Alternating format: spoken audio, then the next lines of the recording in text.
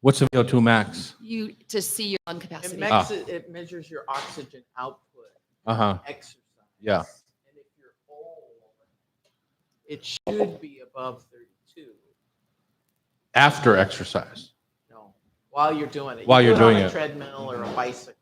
But you do it till it's painful, right? Until you're going to throw up. I mean, I do that with my trainer, but not that hard. Like, Yeah, that far. you're brutal. So why do you want to Mine do was- that? Mine was super high when I was playing squash. It's less high now, Yes, I would think. but it's not that bad. Lady your age needs to be careful. Just like a dude my age needs to be careful. Actually, no. You can barely walk. When you come into work, sometimes you're like this. I know, I'm working on it. I'm totally working on it. Have you read that book, Outlive, yet? Uh-uh. I'm going to get it for you. I don't want to outlive. I listened to him. The book's amazing. The book is amazing. I have it. Wow. Do you have it? Yeah. But I'm second time Does it look through. nice on your bookshelf? it looks nice on the bookshelf, and I take off all the covers so it's white and it looks good instead of all that. Uh-oh. I'm crazy. Yeah. Wow, a little OCD, are we? Not really. It's just pretty. You know, after having a fire and losing everything. Uh-huh. And when you start over, you just kind of want to be a little more got it. thoughtful. A little more We heady. do what we do and arrange by color. Yes, of course. Of course. That's beautiful.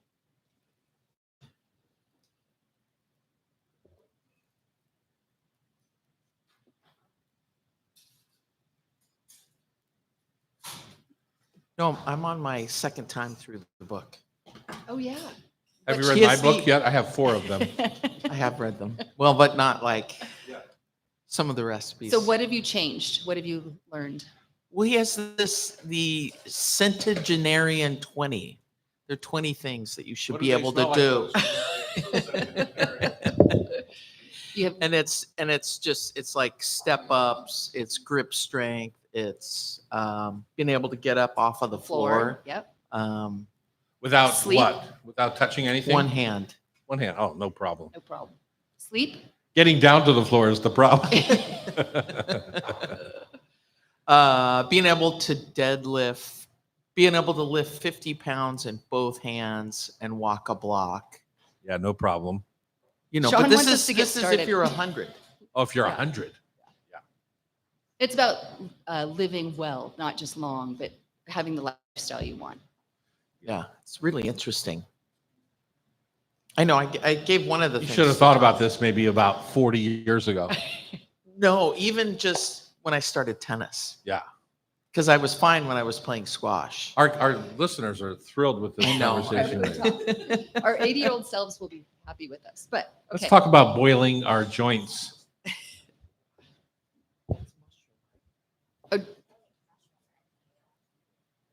Mushroom.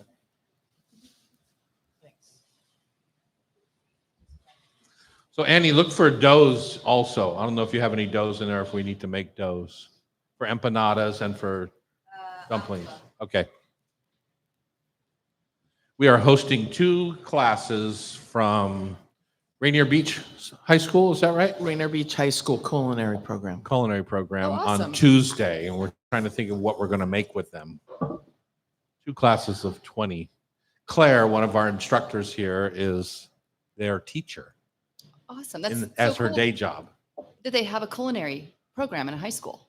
They have a It's called cafeteria. Yeah. that's No, good. no. But But remember, all the home ec stuff has been cut. they so this is changed so the nice home to- ec. Yeah, they changed. That's what I took in high school. They changed the home ec about 10 years ago. When I taught up at Ingram, Okay. I went through the cupboards and they had like teacups and saucers and cream pitchers and stuff. And I was like, are they Bye-bye. setting tables? You know, yeah, Goodwill run. Yeah.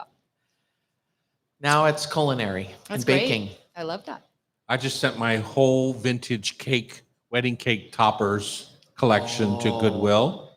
The one that was over here. Did you Well, that send was the Elvis lamp to Goodwill Yeah, too? that was just Wow. part of them. $5,000 worth of stuff. Wow. Wow. Making So- some people happy. Yeah, you should check out Goodwill because they're probably online already for sale on eBay, is my guess.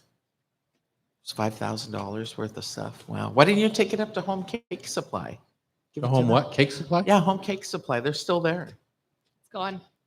Too late. Gone. I know. Should we talk about food? Annie made me get it out of the catering closet, so I had to do something with it.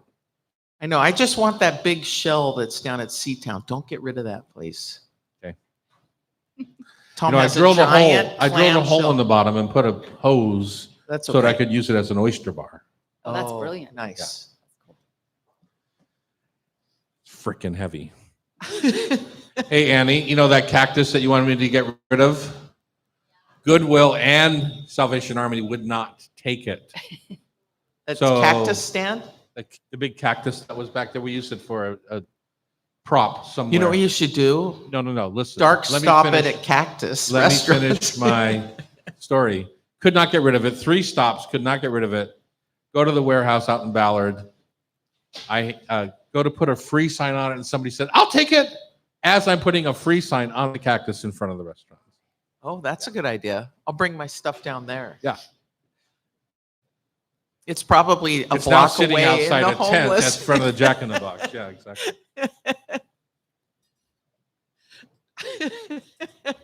Sean, should we get going? Are we on YouTube yet? Yep. Okay. They heard the whole cactus story. It's great. All right. No, it's Decor, they call that. decor.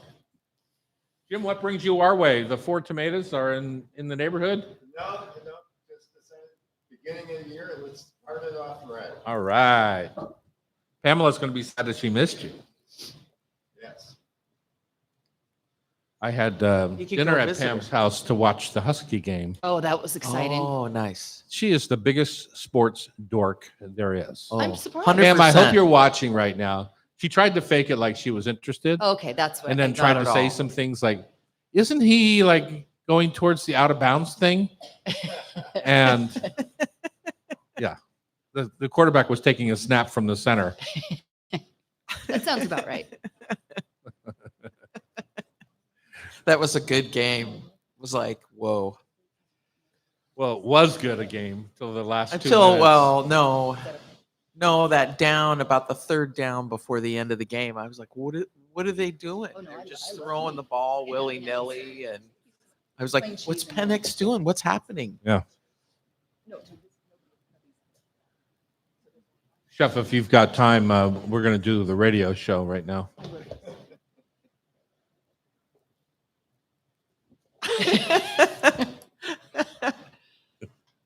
Welcome to the Hot Stove Society radio show on Cairo Radio.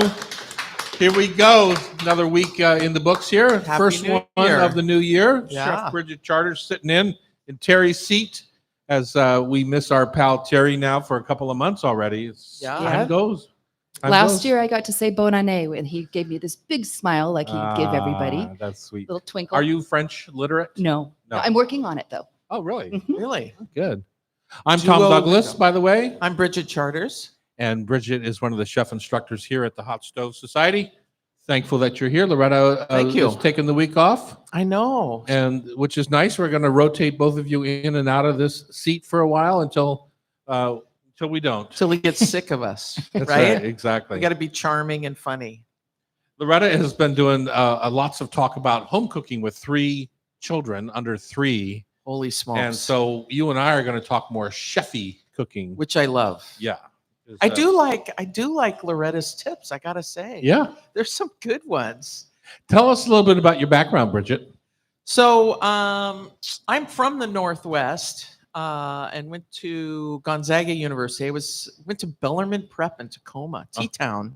Wow, you're a private school girl. Yeah, 12 years. And then went to Gonzaga and was on my way to law school, and I freaked out. And just like I had to take the LSAT that summer, and I couldn't take it. So I ended whoa. Okay, Tom. I ended up a girlfriend threw some paperwork at me one day and said, "You should go to culinary school." And I was like, "What's that?" Because remember, it used to be trade school. Mm-hmm. Mm. And so I got an application for the CIA in New York and the CCA in San Francisco. And I ended up taking the CCA in San Francisco because they could take me in May. I didn't have to wait a year. Maybe you could tell somebody what a CCA is. So it was the California Culinary Academy, and it was in San Francisco, downtown on Mission Street in a high rise. And all of the staff were Europeans, and many of them, it was English as a second language. Uh-huh. And it was an amazing education. And when Well, I you know got there, I was like, holy smokes, this is it. This is it for you, huh? Yeah. We'll talk more about that. One of the things that brings up, though, is just like me, when I first became a chef, you really, to get a chef job of any stature in this country, you had to have a foreign accent. Not necessarily it's true. English only. I mean, but at least a foreign accent. And that was really kind of a sign It's that true. you were capable of being a chef here. All right, here we are. It's Thursday morning. We tape from 9 to 11 typically on Thursday mornings here at the Hot Stove. You can join us for breakfast by purchasing a ticket at thehotstovesociety.com or watch on YouTube, tuning in to Tom Douglas and Co.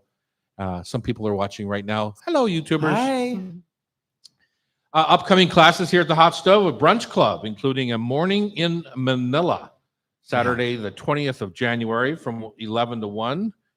Guests will receive substantial taste of delicious Filipino dishes. And it's going to be amazing because it's with Franz, our kitchen lead here, and he is an amazing cook.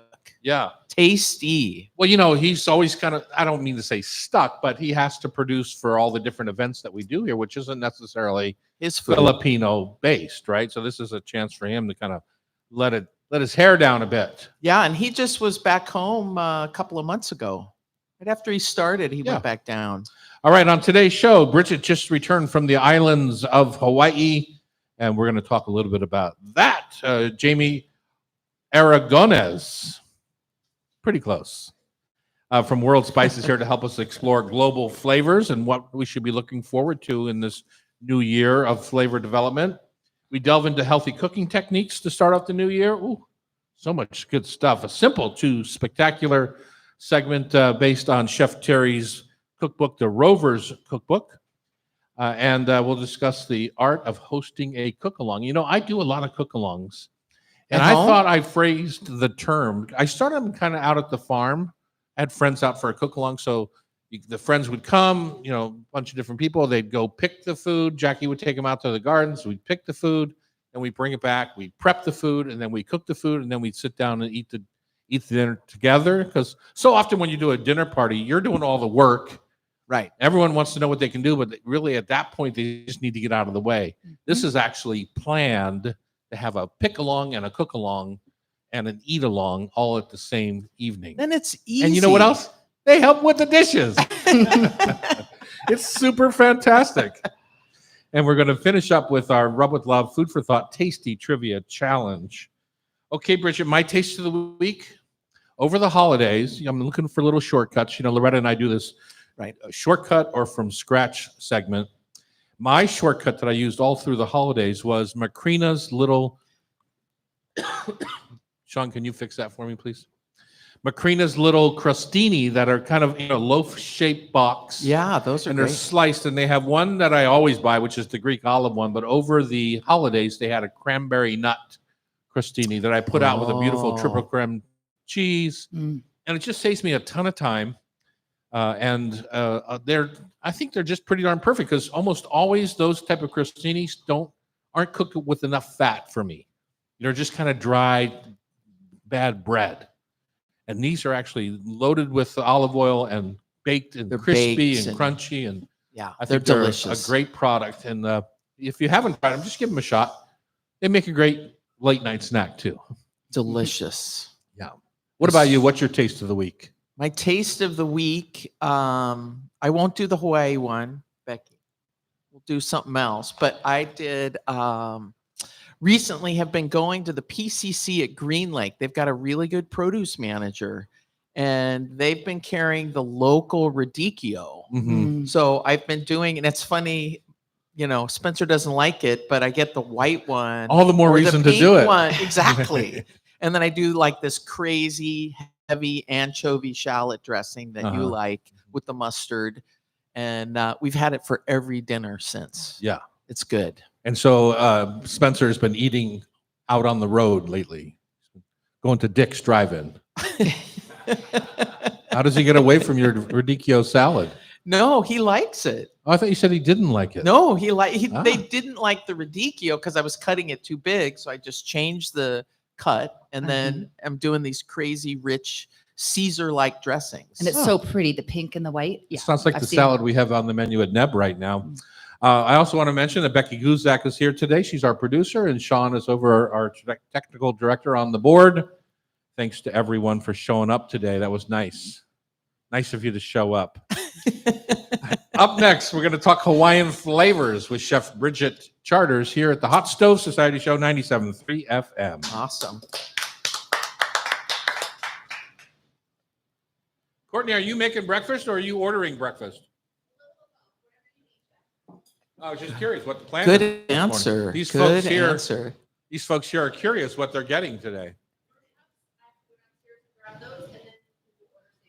Breakfast sandwiches. Okay.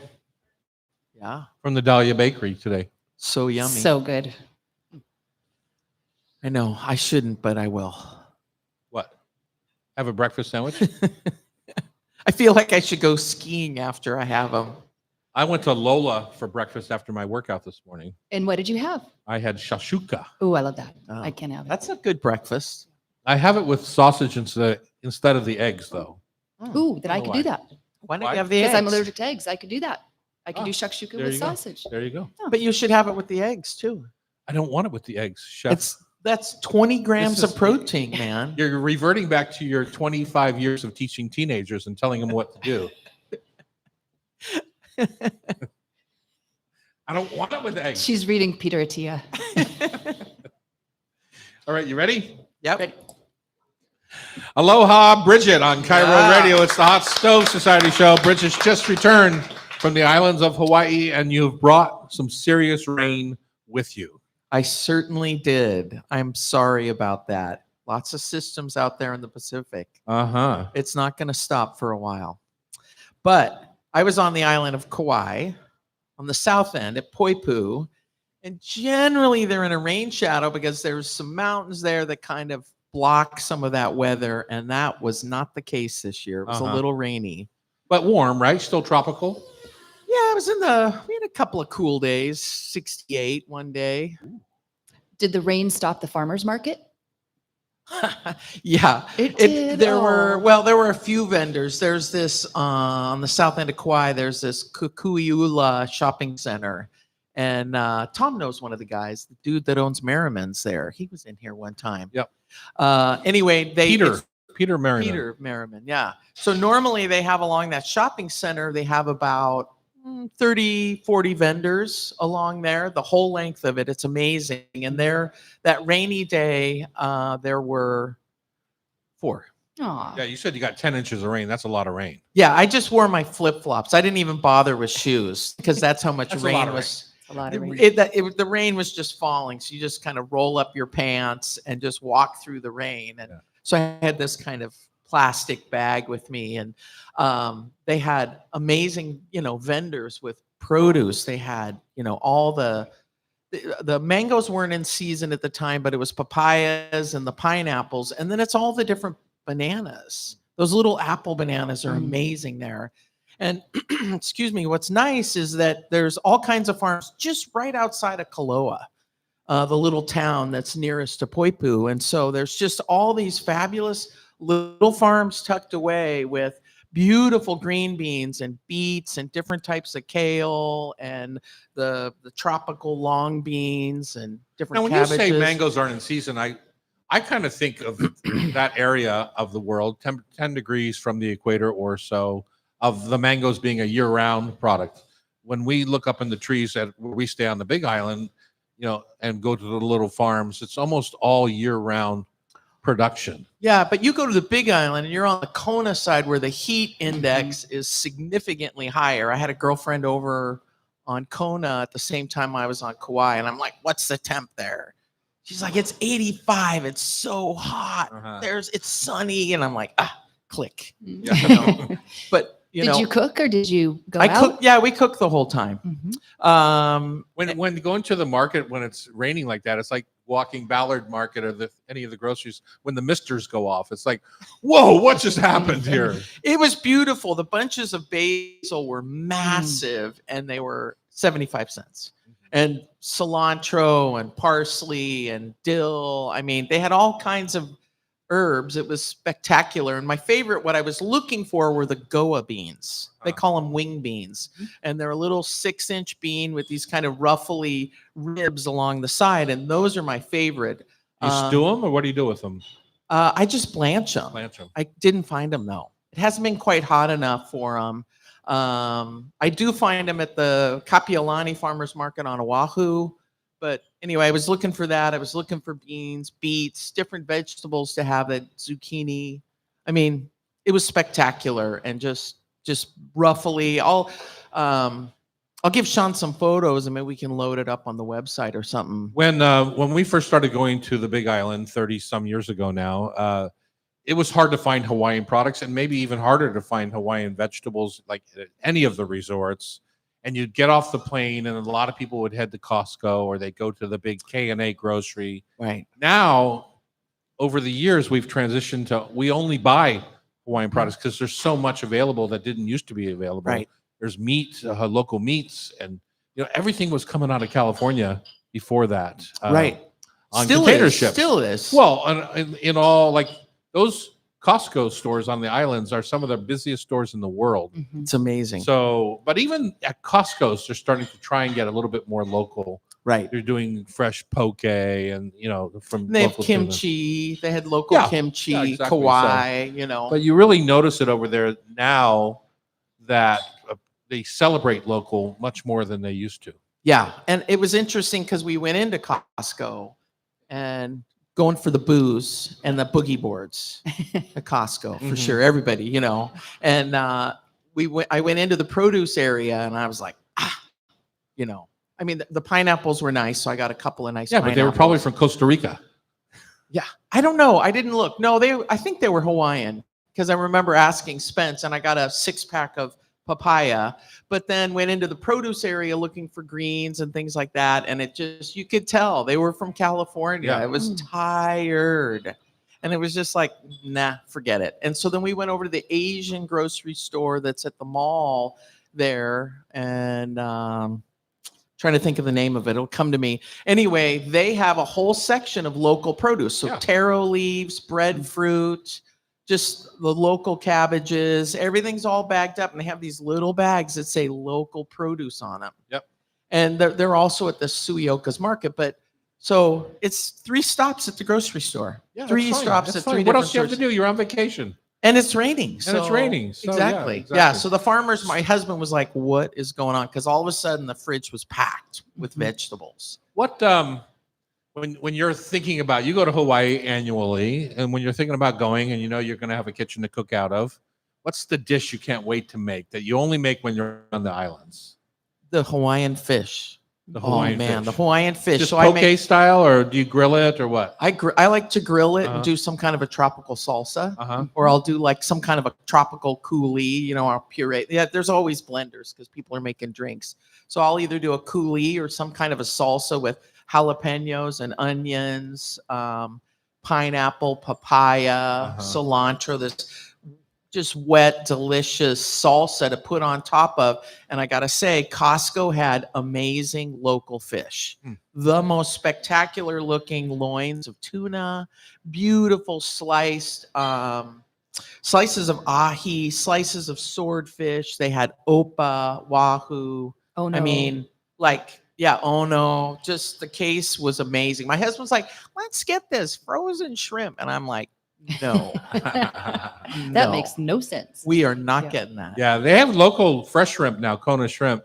That Right. my thing that I make when I can't, I'm thinking about it on my way there, and I probably don't just make it on the islands. I make it at home once in a while, but it's the go-to dish right away is Thai beef salad. But Thai beef salad with steak and shrimp off the grill, and just a big old salad from the local farmers market. Yeah. And So good. Just Yeah. love And the it. other salad I crispy love. shallots. Yeah, the Napa cabbage salad, where you shave it and do that rice vinegar salad with a little splash of soy, and that's the bed for the fish.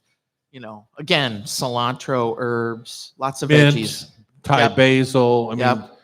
if your salad anymore, my salads are probably at least, they're not a quarter, but they are a 5th or a 6th fresh leaf herbs. Yeah. Just because of the pack, the mouthful of flavor that you get.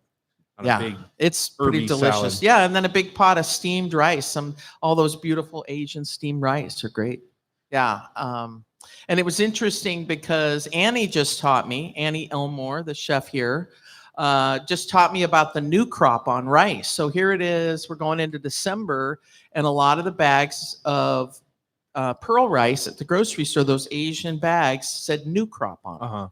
And so they're hydrated. They're fully hydrated. You use less water. They cook up. The flavor's better. So I was looking for those bags of rice. And the whole time we were there, we bought 3 5-pound bags of rice. Yeah. Because Spencer was there. Well, It's if you're- crazy. don't just believe in the new crop label. Look for a date Yeah. because new crop is easy to print and not necessarily true. Yeah. When we come back, we're going to explore some more global flavors with JV. Sean, can you fix that, please? When we come back, we're going to explore global flavors with Jamie Aragonés. Did I say that right? Aragonés? Yes.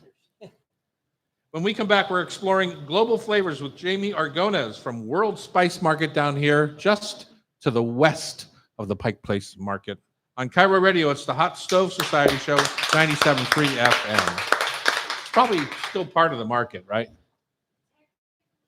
Oh, really?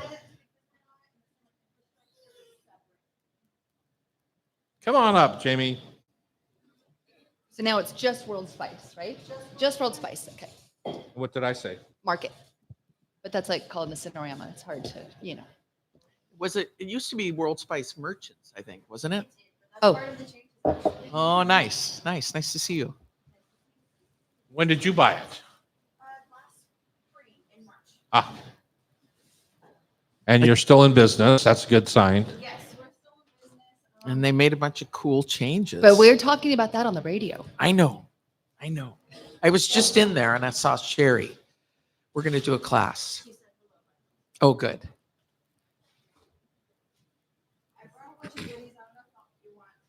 Well, we have 2 segments. So we're first going to talk about your background, the store, and then the second segment we can talk about those. We can smell and get into the. No, I brought her 5 bags. You brought her 5 bags? Yeah, that's for.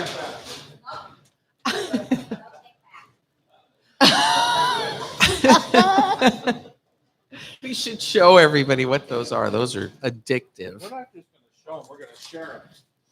Those are little savory mochi balls from they're Japanese, and they're different flavors: sesame and black sesame, tamari. And I had gone to this amazing fish market in Oahu, and they used to sell 2-pound bags of that stuff. And we'd go to my girlfriend's just house. Garbage junk food, though. It's so good, though. Especially when you've got a delicious Mai Tai in your hand. Nothing better. Yeah, exactly.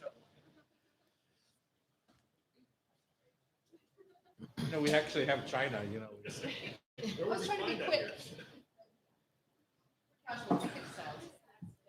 We can do the tidbit. I know, this will be my little taste of Hawaii.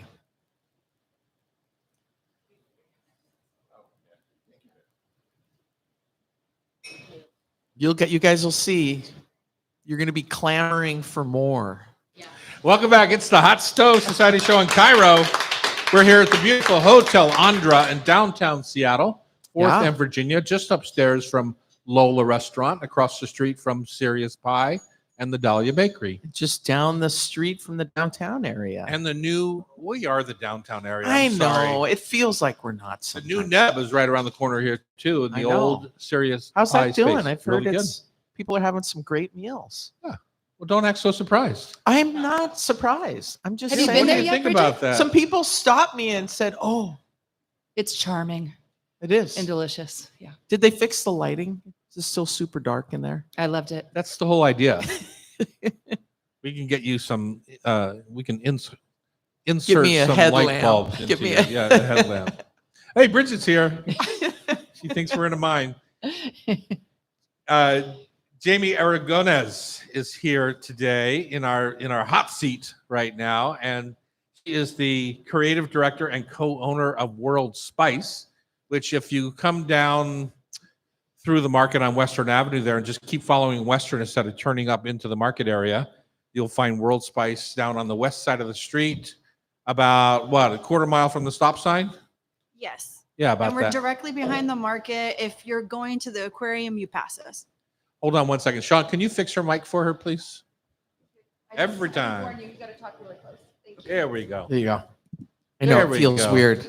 I'm like, You got to I'm talk ready. right into the foam. Listen to me here and listen to me here. You hear the difference? Yep, I hear it. Oh, wow. There you go. Yeah. World's. Hold on. Okay. Let me get back into where we were. I'm going to just stop after introducing you. So what did I say? You're just down Western. You're just Describe it. down Western, about a quarter mile from the stop sign on the west side of the street. Yes, we're on Western Avenue. We're at 1509. If you're ever on the way to the aquarium, you normally have, like most people pass us. We're nested between, I want to say, two of the coolest things in Seattle, which is Pike Place Market and the aquarium. There's a lot of changes going on that street as well. It's evolved a lot in the last couple of years, and I'm really excited to be part of it. I've been part of World Spice for almost 5 years now. I'm newer to Seattle. I'm Mhm. originally from the Midwest. I grew up in Kansas City. I came here in my early 20s and loved it, and I made it my mission to move here. Nice job. I went to culinary school in Kansas City, and I worked my way up in different restaurants, from farm to table restaurants all the way up to like a small boutique hotel. And I knew when I came to Seattle, like I wanted to stay in the industry, but I knew I wanted to make some changes. And when I came here as a tourist, I fell in love with the shop. I became a customer, and I truly thought nothing when I sent like an email to the previous owner, Amanda, and I just was like, it was basically a love letter. Like, I love your store. I'm moving to Seattle.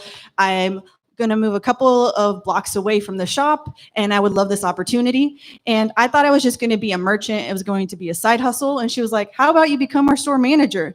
And I was like, what? So that was like, it really was Wow. like it was a life-changing moment, because I would have never, ever thought that I'd be doing what I'm doing now, especially because all I knew was the line. Previously, I just worked I was very hands-on in the kitchens. Mhm. So when I moved from Kansas City, I was an executive chef. So it just was like, it's been a completely different lifestyle change.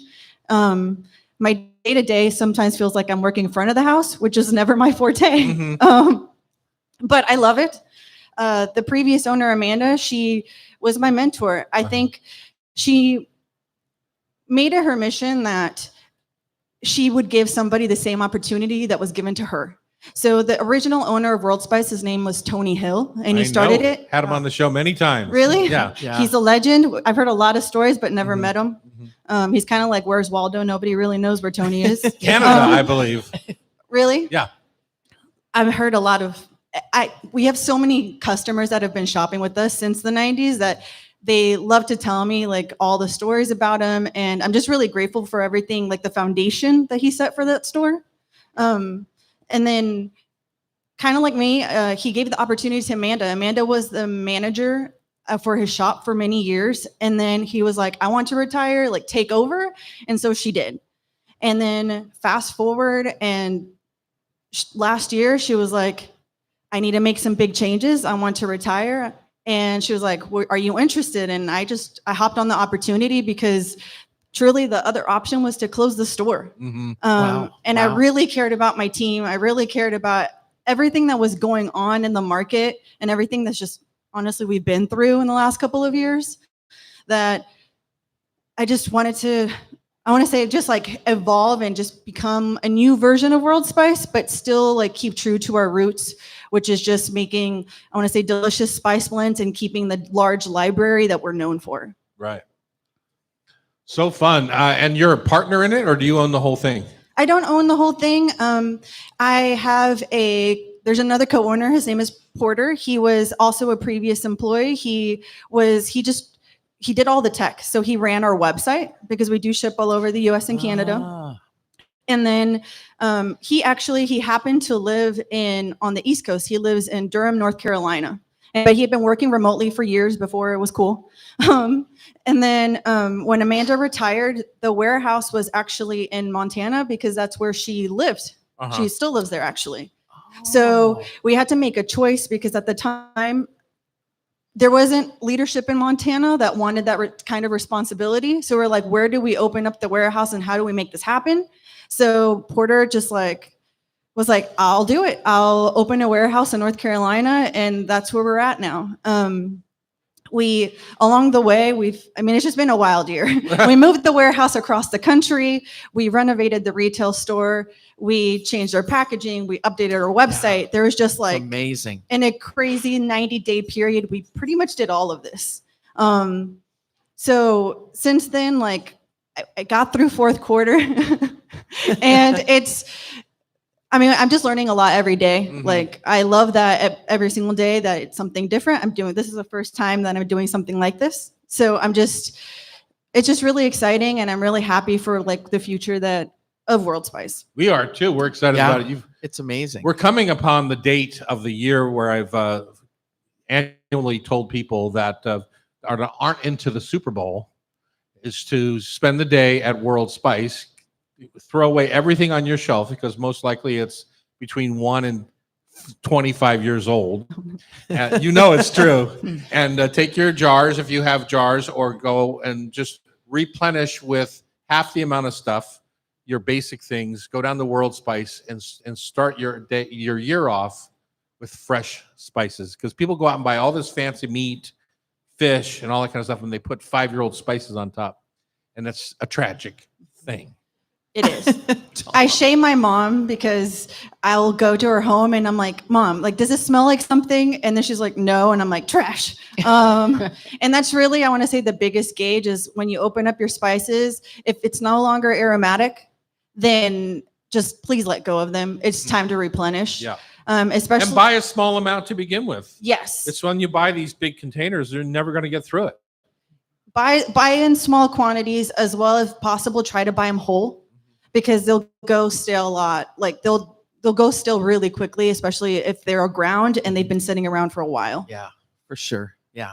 Well, but you guys are a luxury for us here in Seattle. World Spice is an amazing place, and we can go get small quantities and replenish. We just pop down there. But imagine somebody in Kansas City.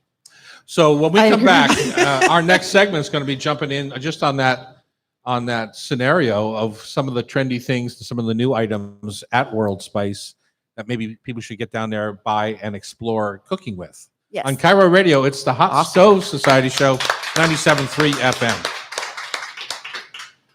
I love how enthusiastic you are. When you started talking about buying the store, you just lit up.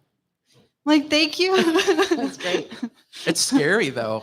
It's very scary. Did Amanda carry you guys, or did you guys just both get bank loans and like, here you go? We got an investor. Oh, nice. So I'm very grateful for Porter's connection there. And then Amanda did also give us a loan as well. Nice. She's still our landlord. Tell her I said hi. I will do that. Yeah. She owns the building. She owns a space still, and we did become employee owned. Like Porter and I are like the founders, but that was another mission that we're working on, is just that all the employees, like, there's stock options and whatnot, just because we were trying really hard that everyone has like a livable wage, like good benefits. It's hard. It's really hard. Really hard. I know. Yeah, especially with like 2 different states and different teams, it's hard. Wow, that's amazing. How big's your warehouse? What's the square footage? 3,000 square feet. Yeah, Holy that's not. It smokes. can't need to be that big, I wouldn't think. It's Because you don't want to sit But it's around all your the warehouse packaging. either. No. But do you guys still rotate like you used to? Was every Yes. 3 months it gets turned over? Yeah, every 90 days it has to get turned over. And from the time when we moved from Montana, we pretty much, the amount of spice we actually moved was such a small amount. So we were literally having to get like 50-pound boxes of different spice just to like keep surviving, because there was only so much we could move with, especially because we moved when the weather still wasn't nice, so we were really afraid that spice could potentially freeze while got it. like shipping. So yeah, in the warehouse, like one thing that's really important is just to have like an open space because it can become a spicy environment. A lot of coughing and sneezing can occur. You know that with your rubs, right? Yeah. All right, you ready? Yeah. We're going to jump back into our next segment. We have about 9 minutes. We're sitting here in the Hot Stove Society kitchens with Jamie Aragonez. She's the creative director and co-owner of World Spice, newly minted co-owner, I would say, Yeah. over the last year or so. Yeah, not even a year yet. Not even a year. Bridget Charters is here Hey there. joining us also, one of the instructors here at the Hot Stove Society. And so we talked a little bit about your transition from employee to ownership in the last segment. We are now going to talk about some of the hot trends happening in the spice world. And then also talk a little bit about Hot Stove 15, which is a code. If you go to the website, you can use our code and get 15% off your purchase. Is that true? Yes. Yay. So that way, if you For do... in perpetuity?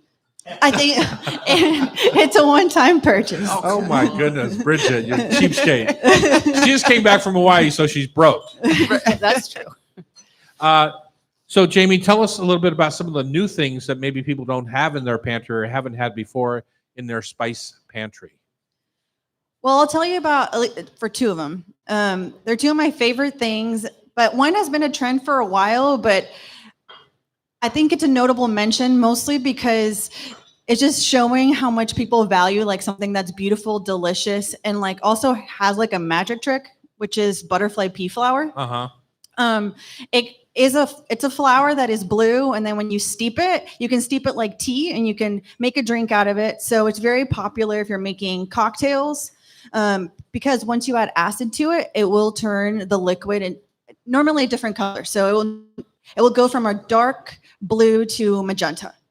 If you add lemon to it or something. Yes, if you add lemon, pineapple, even adding like honey will change the shade.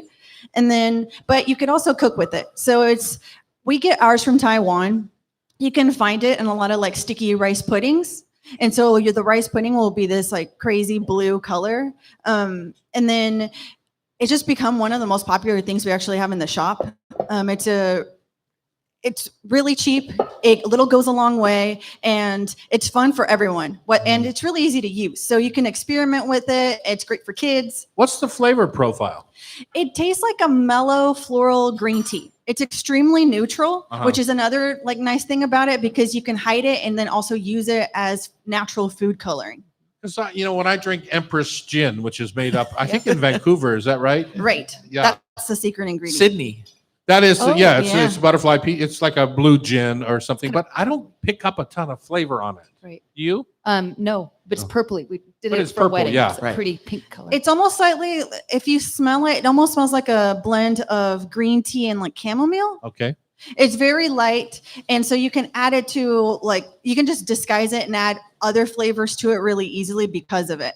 So that's really fun. And it's also part of one of our newest tea blends called Midnight Berry Tea. And that one, it's a gorgeous color as well. It's like this really dark midnight blue. That's where it got the name from. But there's other spices in it like star anise, there's chamomile, elderflower. And it's become one of the best-selling things of fourth quarter, actually, just because of like the magic trick, as well as how like naturally sweet it smells and tastes. I think I have a funny relationship. I love star anise or anise, but I'm not a big licorice person. It's not a funny dichotomy. There's different tiers to licorice loving. There's the people that absolutely hate it. There's the people that love it. And then there's the people that love like aniseed, fennel seed, or star anise. I just find it more floral than licorice. Licorice is like knocks you over the head a little bit. So anyway, what about the licorice that's in teas that make them taste sweet? What is that? That's the licorice root. That's licorice root. Okay. Which is, it's also we have one called Mystic Licorice, and it's also a bestseller, but just because of that, because you have to add no sugar, but it does taste sweet, but it doesn't have that punch that black licorice has that a lot of people dislike. Right. So I have a question. Yes. Do you still have the kind of tasting bar? So for for folks that come to the shop, when they come through the door, what is it that they see there? Because I remember the wall of jars with all the different spices. You could open them up and smell them, and the staff would come over and educate you. Is that still there? Yes and no. So Okay. there's been some big changes. So we renovated it and it's a lot more open concept now. And it's always been kind of sensory overload when you walk in, just because there's so much to see and smell. However, people are like have the ability to be more hands-on now. So you still have like the rainbow of spices when you walk in, and you can open the different jars and sniff them. However, we wanted to add the extra level of like confidence while you're shopping. So downstairs, we converted that floor to a taste bar. So we went to Pike Place Market and we sourced bread, apple chips, and popcorn. And those are complimentary, they're free. And you can grab one of those little cups and walk around and sprinkle and taste these spices. Oh, That's a that's a great great idea. idea. So they're like a bland base until you season them. But then along the way, like it's a way that you can explore new flavors without the commitment. And then especially if you're not sure about a particular flavor, or like, for example, like I'm not sure, I smell anise in this blend, but I'm not sure if I'll like the level of like licoricey flavor there is, then it gives people the opportunity to either love it or hate it. And you can custom blend too, right? Yes. We still do that commercially. Yes. Okay. You do it commercially, but if somebody wants to do a blend, then it's help from your staff and they buy the separate spices and blend it. Yes. So we still have like a wall of all of our pure spices. So if you're trying to create, let's say, your own chai masala or barbecue rub, we're there to Togarashi help. or whatever. Yeah. Yes. Mhm. That's awesome. Yeah, we went, Annie's like, go down to World Spice. And so we got a selection of different herbs because I wanted to replicate an herb blend that Andrew Zimmern used to make called Ooh La La Poisson. And it was this blend of tarragon, chive, lemon. So I took it to Sherry, one of your staff members, and I was like, what's in here? She goes, well, what's it say? And so I showed her the label, but it was. She knows how to read that, though, right? Yeah, no, I know. But what was funny was like getting the chives right and what kind of parsley. And it's amazing how knowledgeable your staff is and how long everybody's been there. Yeah, I mean, Sherry's been there for 20 years. I think we were just talking about it yesterday. Our team is small, but there's almost 50 years of industry knowledge within our team. Amazing. So we all have a culinary background, at least in some form. Right. So if I were to pick a spice that I had to have and one that it's like, I'll never buy this again. My never buy again would be dried parsley or dried chervil. And then the one that I would have to have would be star anise. Do you have something along that line? I know it's your shop, so you got to be careful. And I know you're asking me what my favorite child is. Oh. I would say Well, we only have a minute if that helps. fair enough. I have to have cinnamon always. I add it to Cinnamon's your yes. big Oh, which cinnamon? I love true cinnamon. I grew up drinking it. So true cinnamon, the bark is really soft and brittle. So you can add it, you can grind it at home really easily versus like the cassia stick cinnamon, just because that bark is really hard. Mhm. And so I just really love to either grind a little bit, add it to my coffee, or I'm a total oatmeal eater. And then honestly, I just have a sweet tooth. So that's my way of adding a little sweetness and worth to my food. And what one would you walk away from every time? Oh no. Oh, That wow. Poor little, that I'm poor so little not a spice picky out on the eater. sidewalk. I'm so not a picky Do eater. you even sell dried parsley? We do sell dried Yeah, I parsley. bought some, but it's super fresh. I think the main thing about herbs, I totally about fresh herbs. Don't get me wrong, but they just kind of get you out of a pinch if you need it and you don't have it. Or if you're like me, that I'll buy a thing of rosemary, but I only use one sprig in the package. Right. So it's just nice to have around. Right. Yeah. You go steal it in the So neighborhood. we're not going to force her to say. She's No. not. I Gonna, say what can't. she I'm does. she's not sorry. giving it up. Wait, but I want to say mine. Mine is my favorite is the Israeli za'atar. Okay. I can go through bags and bags of that on eggs. I put that on my hard-boiled eggs in the morning. Amazing. And then there's some spices that you have that are kind of musty. Are you a fan of long pepper? Yeah, it's the pepper. It's not the Szechuan, but the other one. There's one that's a long pepper, and that's how I would And it's describe like, that one. whoa, it's like dirt, a little bit. In a good way? in a good way. You Mine got- is sumac. I love sumac. So right you'll now. buy sumac every time. What would you walk away from? Never Oh. need again. I agree on dried parsley. I think that's about it. That's about it. Yeah. Okay. Well, Jamie, thanks so much for joining us and sharing a little info. Remember, if you go to Jamie's website at World Spice and go put in the code HOTSTOVE15, you can get some money off on your purchase. And to me, it's the perfect thing to do during the Super Bowl. You don't even have to go to the market. You just go online and shop at World Oh. Spice, right? But if you go in, you Great get idea. the Yeah. tasting bar. Yeah, if you go in, you're overwhelmed with sensory. I'm going. I'm Like excited. in every way. Yeah, What's the exactly. smallest size? All right, you healthy sell? cooking Oh. techniques. When we come back, after all the indulgences of the holidays, we're going to jump into making some things healthy on Cairo Radio. It's the Hot Stove Society Show, 97.3 FM. I Sorry, was going to say had to that's cut okay. you off. They'll cut it out. Sean Sean can gave fix us a that. 2-minute warning 4 minutes ago. Oh, okay. It's so interesting. What's the smallest size? Because you used to have those little jars. Right. It's half cup. Ah, okay. That's the smallest. We Is just- that too much? We streamlined it to like refill your jars at home. Like a standard spice jar on average is half a cup. So that way you can easily refill it. Ah, okay. Smart. Do you do bulk still? We do not. Everything is like there's different sizes on our website, ranging from like the half cup to medium. Like this is our medium pouch, Mhm. and then all the way up to a pound. But do you do the little jars still? We do, but I like to say that we reserve this for like the fancier spices, Got it. just because Where you need less. you need less. Like a little goes a long way. Right. Is that cloves? No, this is Vota Perry Fair. Oh. Oh, I this is brought the brand, Oh. the brand from Madagascar. Yeah, this Yeah. is the peppercorn from Madagascar. Can we smell it? Yeah, go for it. I love peppercorns. Love pepper. Oh, look at how beautiful. They have a little tail. Wow. What's a tail? Nope. Sorry. What's a tail? Like it They're round and they have like a little like tail, kind of like cubeb peppercorns Okay. do.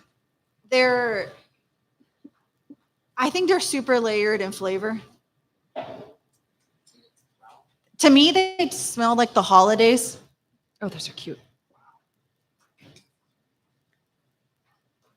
It's very floral. Very floral. Yeah, like it. Wow. And so how do you use that? Just like pepper? Well, it's unique.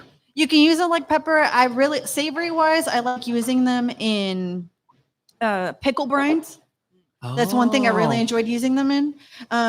But I also, anything that you kind of need like a sugar rub for, like a snickerdoodle, or if you're going to do like fried bananas, like they're delicious to toss in that. Oh, that's a great idea. And do you still do the restaurant? Supplying the restaurant? Oh, yes. Yeah. Oh, we have nice. I think that's one of the best things of like 2023 was just seeing that improve.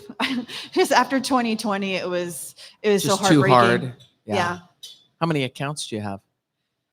Well, pre-pandemic, at least in Seattle, just Seattle alone, we had over 300 like restaurants and businesses. Wow. But then, that includes like chocolatiers and distilleries and Right. whatnot.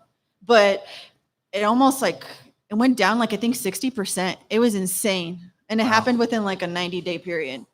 Wow. Heartbreaking. But little by little, like literally every day we get applications. So that makes me happy. Oh, that's nice. That's awesome. I'm excited to visit.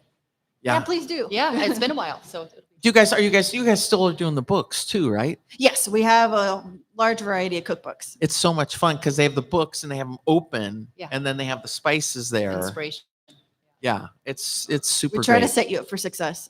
Yeah, no, that's the best thing because it's like all these new books that I haven't seen, And again, I always go down, and Sherry was a student of mine at the Art Institute, and man, you guys are all just such a wealth of knowledge. It's fun. Is that the P?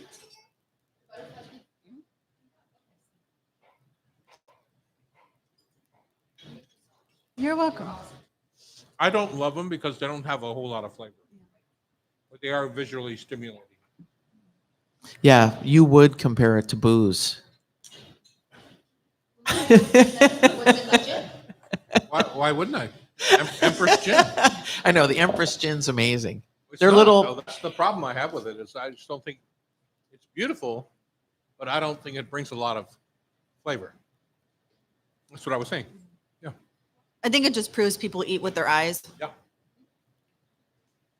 All right. Thank you very much, Jamie. That was awesome. Thank you so much.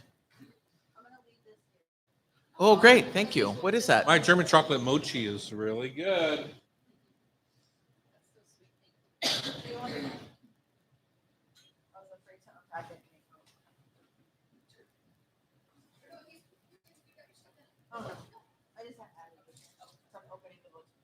Thank you so much. And I'll get in touch with Sherry. We want to do like a spice class, teach people about grinding, what spices, That'd be fun. all of I that hope stuff. that we can get to doing that ourselves because we're closed Mondays and Tuesdays. And if you haven't been there since the renovation, there's just way more like. there's way It's more open. space. Yeah, I was Very- there, I don't know, a month ago. And it's beautiful. Thank you. Yeah, it's really good. I like the packaging too, you know. Thank you. And that's going to evolve too. Our ultimate, like our goal is to become like compostable. Yeah. But when you add oily things to compostable packaging, bad It things breaks happen. It it goes down. stale and it breaks Yeah. down. Yeah. But it's getting better. Thank you. Yeah, that's awesome. Thank you for having me. Thank Yeah. you, Jamie. Good to Are you- see Are you. you okay with this? I think I'll hit that.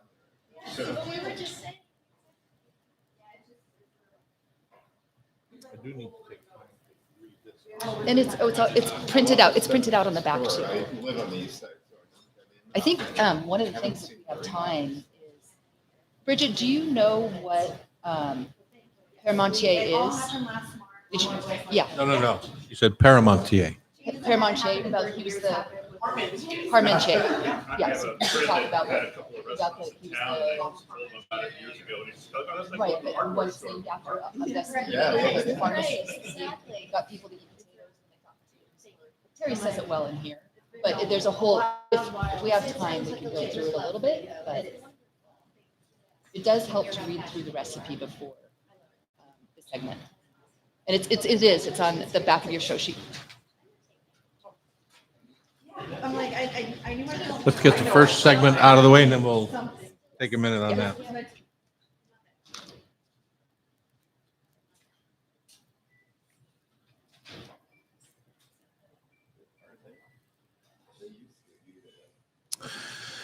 Here we go. It's the Hot Stove Society Show, hour number 2, coming to you from the Hotel Andra in downtown Seattle, the Hot Stove Studios. If you've never been here, it's super fun. We Yep. have lots of public classes. You can book it for a private event. My favorite private events here, I mean, we have so many corporate events, but I love a rehearsal dinner You do? where the two families come together, maybe from all over the country, and they don't know each other. And instead of getting stuck sitting at a table at a restaurant with one of them, right, the person that's next to you, Right. here you can do like a little dumpling challenge, family on family, or you count off, do 1, 2, 1, 2. So you And mix they the mix it group. up. Yeah. Yeah, and it's super fun way to get to know your new family, because if the marriage goes well, you're going to know them for the rest of your life. I know. And then you can figure out the idiosyncrasies of your new Oh, listen to family you members. getting all 007 on us already. No, it's really fun to cook together. It's Yeah. super fun. Super Yeah, fun. we do a lot of birthday parties too, 50 and 60, you know, the big celebrations. It's great. Yeah. You're lucky to be alive to cook with us. That's what I got to say.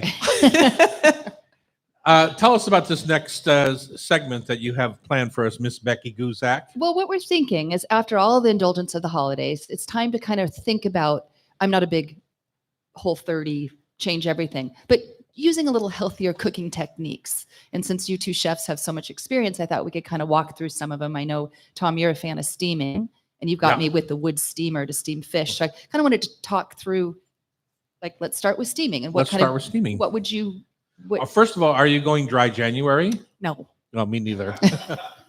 So many people I know. And in the restaurants, our non-alcoholic drinks are selling like crazy right Yes, now. So but I a lot did- of people are. I did order a case of the phony Negroni. So I just love to balance both. Yeah, I think that's Both, more, yeah. the You better ordered, way to think what about is it. it? It's phony Negroni. You can get it at Neb. It's so good. Really? And it's delicious. And It's a non-alcoholic Negroni. And does it you taste get them like at Negroni? cheeky and dry It does. retail. They were at my local grocery store too. That company Oh. must be jumping off the charts right now. probably. They're all over the Probably. place. I think I need that. We had cheeky on. You like cheeky and dry. Negronis? I love There Negroni. you You'll go. love it. You'll love it. Phony Oh. Negroni. Go down to Neb. You can have 50 of them and not feel a thing other than maybe a Yeah. little sugar insulin issue. So let's talk steaming for a second. As you said, my favorite thing is my bamboo steamer. Mhm. I put it right over top of an aromatic steam in my wok. So put my wok on the burner like you would if you were sauteing. Fill it a third of the way. Mhm. Put orange peel, star anise, water, maybe a little sake or Chardonnay or whatever extra last bits of wine that I have left in my fridge. It's like a clean out the fridge. Mhm. Grapefruit sections, whatever is aromatic. Put it in the water. Really? And then I put in a couple of pieces of fish in a bowl that has, or a plate that has a well to it. And I sprinkle a little soy sauce on my salmon fillet, some sliced garlic or grated ginger, some sliced green onions, and then a big dollop, or what would Terry always called the butter, nugget. A nugget. A nugget which of butter. His nuggets are big. Right on top. And so what you're doing though with the soy sauce and the fish juices and the little bit of sake, you're making a sauce right in that dish as the fish steams. That sounds so you've pretty got good. your rice over here in the cooker. You can put another layer on your bamboo steamer that's got your baby bok choy in it. So that to me is a perfect January let's get healthy meal. Is steamed fish over rice. And I use the genmai brown rice. Oh, So it's toasted and sprouted. does yeah. it cook differently than the? It's a little bit harder. It takes a little bit more water. Oh, okay. No, but it's beautiful and it's very fragrant. And then the little baby bok choy, and you're done. You got And- the sauce in your dish. Do you do the bok choy just on the steamer, or do you put it in a dish and do the well as well? Just in the steamer. In 'Cause I've steamer on got that. my sauce with the fish. Okay, gotcha. So And that'll do you do right. the baby bok choy or Yeah. the big bok choy? Baby bok choy, and I cut quarter it in it. half. You quarter and I it and leave soak the it? core in. No, I don't soak it. Why would Okay, you? sometimes there's sand and stuff Oh in my there. God, it's good for your digestion. I'm not a chicken, Tom. You don't have a gizzard? So what about you, Bridget? Do you steam anything, or what are your I go-to? generally don't, but as he describes that, Mhm. it sounds wonderful. And you can Yum. just keep piling. I've done it for bigger parties too, Uh-huh. and you just pile more on top. And You do have to rotate the steamer layers once in a while. That's helpful, but Yeah, I mean, I tend to eat the Mediterranean diet, so I like a lot of raw stuff, but I like last night seared eggplant. I had some nice canned you tomatoes. didn't eat raw eggplant? No, too bitter. and you Too sear it bitter. on the grill, But or in a I pan? just seared it in a pan. I seared big chunks of eggplant and set it aside. I seared chicken. I used some chickpeas. I put tomato in there. I got some rosemary and thyme. I just used water. So just that olive oil that was in there, and just seared everything and then got it into the sauce and simmered it. And that was dinner Uh-huh. Sounds delicious. with a nice salad. And, I've got an 18-year-old at home, so there's got to be some kind of starch. So Well, what about poaching? That's something I don't usually do. I love to poach. And so what type of I love foods- to poach. I generally we've got storms coming in off of the coast, so those smaller fisheries tend to not go out, the sole fisheries and stuff. But all of the sole that we get here in the Pacific Northwest comes off of the Washington coast. And so if it's super rough, they're not out. But if it's calm, you get beautiful Dover sole, Rex sole, Petrale sole. Now let's be clear. You're not getting Dover sole. Well, they call it Pacific sole. Well, it's not- gray sole. Yeah. It's what? I don't love the local gray sole. You don't? GRE. The really fine. That is I not love my that. idea of a It's fish so dinner. good. Really? It's so good, but they're delicate, and so I roll them up. So yeah, I make like a understand, but nice. they're mushy. I make a nice. Tom. If I was going to go Cook it that as route, I would go Petrale and pick the biggest fillets, or I'd even go to Rex sole, which Rex is sole is very good. bony. You got to Yeah. be willing to kind of scrape it off the bone. They don't even fish it anymore. I don't know what do they do No, it's with right it. the Shoreline Central Market when I was there the other day. There's a whole was it stack there? of Rex sole. Yeah. Nice. I love Rex sole. So anyway, if you get the fine stuff, it's wonderful rolled up, and you can do. Thinking of channeling Teddy is making a nice garlic parsley sauce with shallots and butter, and just smear that on the sole and roll it up and poach it.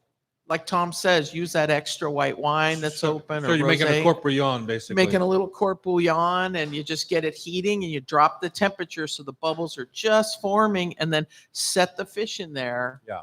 Oh man, Big thing it's is so never good. at a boil, right? It's Right. only at a simmer. And when you're poaching. really, leek tops to me are my favorite thing in a court bouillon, where you're making, just a simple little braise. Parsley stems, Yeah. some thyme, branches of thyme, and it just perfumes it. It's this beautiful lemon, beautiful, and just serve it with some nice mashed potatoes.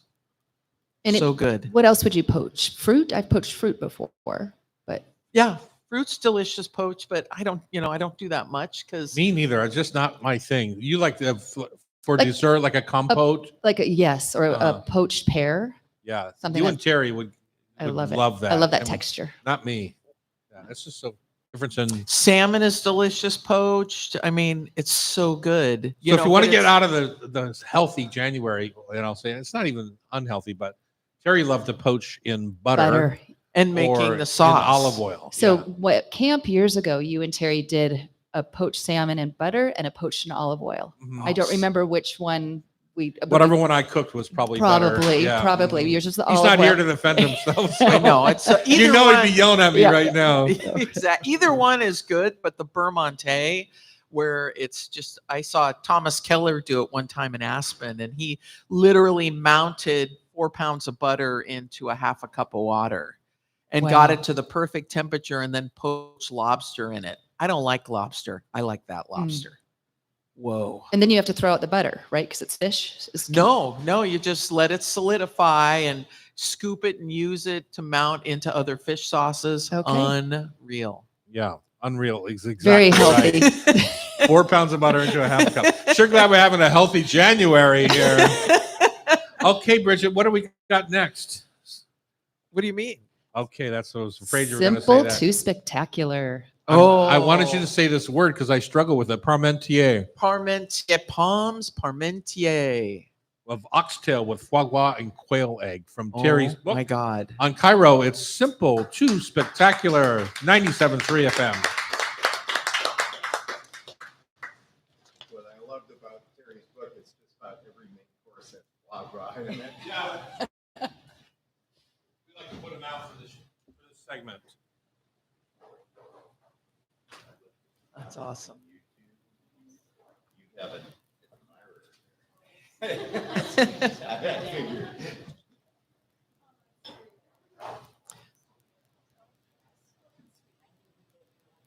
He was supposed to come. But he fell apart. Yeah. I thought maybe he couldn't come to. Yeah. I just pulled it up to see the comments.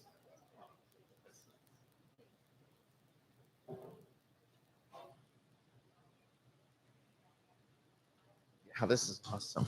This is something my husband would be like, you never make this. Not Like, Mediterranean, huh? Oh my God. So easy though, Yum.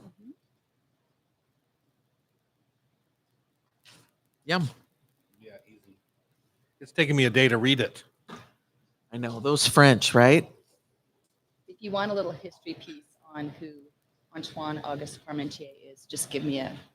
You want to talk about how it came about in that first paragraph? Or is that a quiz question? No, I'm No, just those kidding. are done.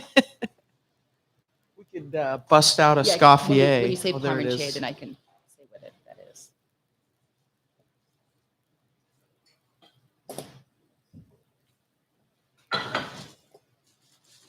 All right. Okay. Ready? I am. You? Yeah. All right. Sean? All good? Hey, we're back here. It's the Hot Stove Society Studios here in downtown Seattle, and it's time to bring Terry back to life at the Rover's Cookbook. We've been celebrating his life all this year with a segment called Simple to Spectacular, and we're kind of going through his book. His book, if I had to guess, it's about 25 years old. 2005 is when it was So written. it's only Coming up 20 on years, 20. Yeah, 20 years old. And it is a book that if you don't have it, you can find them in used bookstores or you can find them online and buy a used copy. Try and get there's only one edition. It's the first edition, but try and get one that was signed by Terry. You'll cherish it always, as I have. Yes. And it strikes me, Terry and I always came to our cooking from very different angles. His Yep. classically trained, kind of like you, Like you're Bridget. more Exactly. classically trained, and me more seat of the pants. Like, this is what I like. This is how I try to get there, and I'll steal ideas and thoughts and techniques, and then kind of put it together in my own way. Right. So We but when see you're- that a lot, Tom, when here you're- at Hot Stove. Yeah, I understand. I'm not ashamed of it. It's one of the great things about me when I go out to eat is I always sit at the kitchen counter. I always sit next to the kitchen door because I love like getting little Seeing thoughts what's and ideas happening. and see what's happening. I love standing in Terry's kitchen at Rover's and having whiskey while he worked away and just understanding where he was coming from because man, we just had different things. So the dish we're going to explore today, Becky, tell us about it. Well, it's Parmentier of oxtail with foie gras and quail egg. And I had to look up what Parmentier was. I thought it was maybe the round that it was stacked. I thought it was a piece of paper you put on a cookie sheet. and it's actually Antoine Parmentier in the 18th century was a pharmacist who convinced the French that potatoes were edible. Apparently, he learned this while he was being held prisoner by the Prussians in the 7 Years' War, where all they had to eat were potatoes, which the French were formerly only fed to pigs. And this was during a time of starvation. So this gentleman was huge. Parmentier they paid the ode to him by calling those mashed potatoes. Did the French think they were poisonous? Yes, they did. Okay. So they'd give them to the pigs. And since he was held captive and ate potatoes, he was able to convince the world that they were healthy. Oh, nice. So Parmentier is actually a mashed potato. Okay. So that's how it starts. Tom, was this the same time that the potatoes killed half of Ireland? Maybe that's why they Potato thought it was famine killed half of Ireland, which is different than the potatoes killing. They were right. short But that's on potatoes. what, No, it wasn't the same time when Terry did this recipe. So this is right up your alley. Oh man. So let's talk about the layers that's going on here. So first, he starts with the oxtails. Right. And the oxtails, it's a very easy technique, and you're braising all, the French, the Italian, the Spaniards, they all do it. Carrots, onions, celery, brown slow first. cook. Brown the meat, set it aside. Season and brown the meat, set it aside.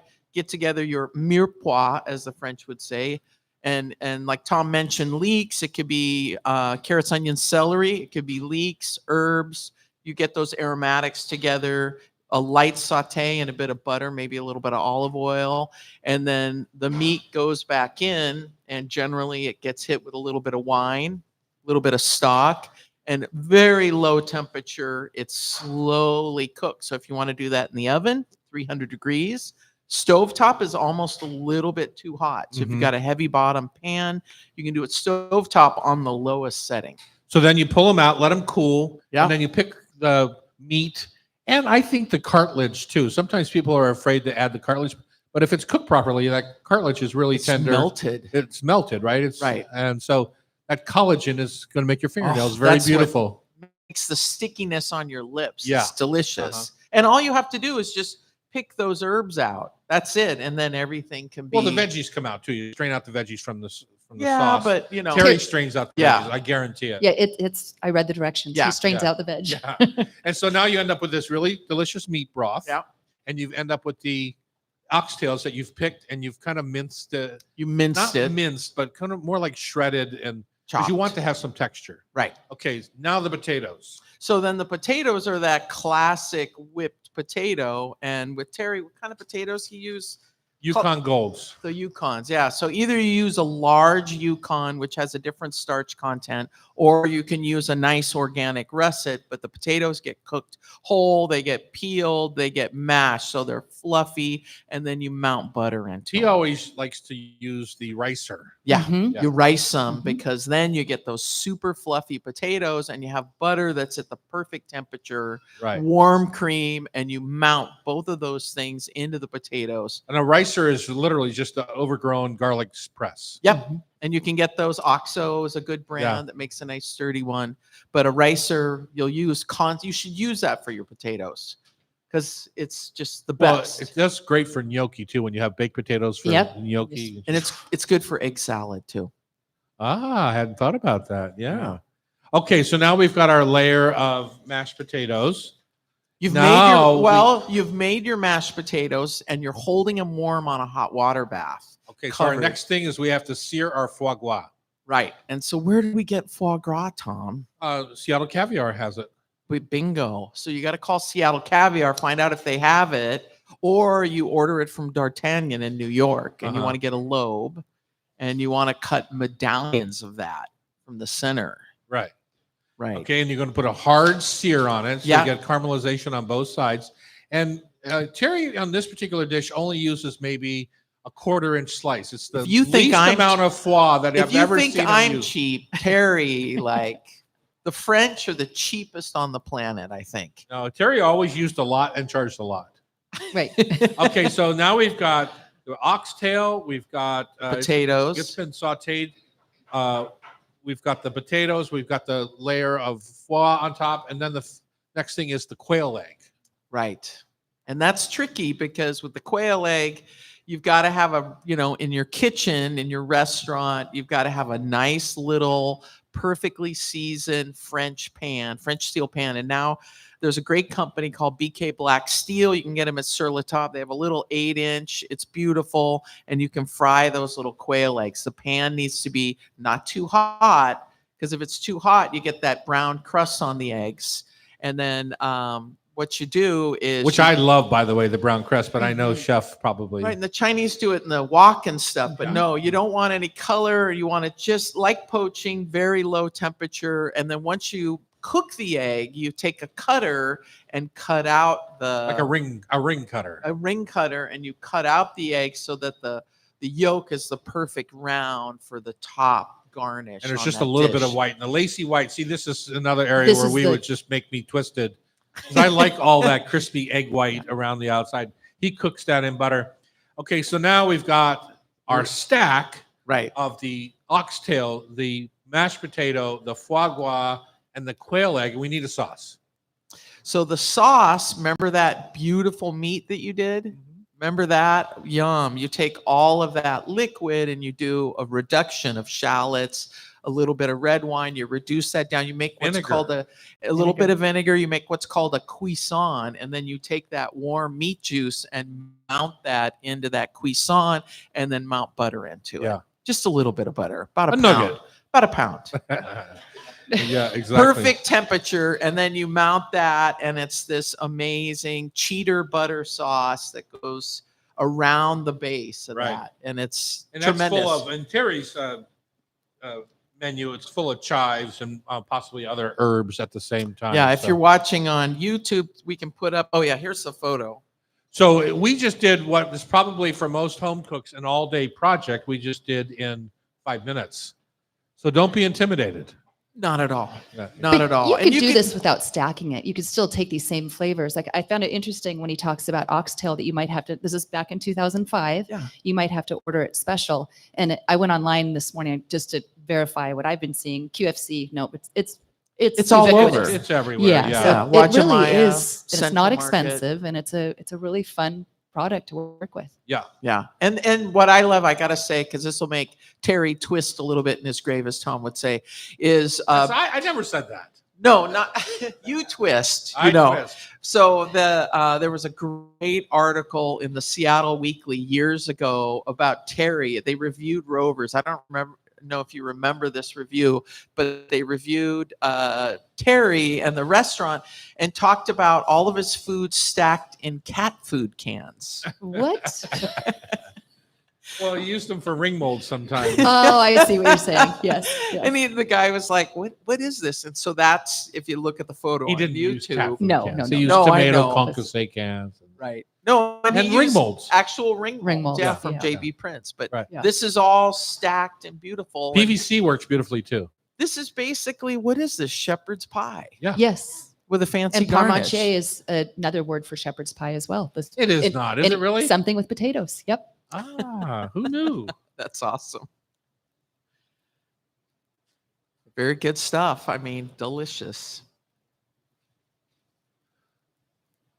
Sean, where are we on time on that?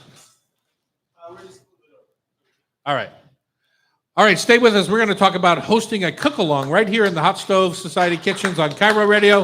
It's 97.3 FM.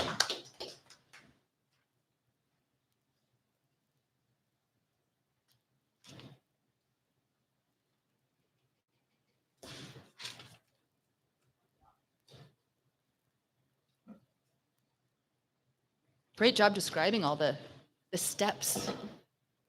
It's easy to you, but It's easy enough. but not to us. I mean, No, not at all.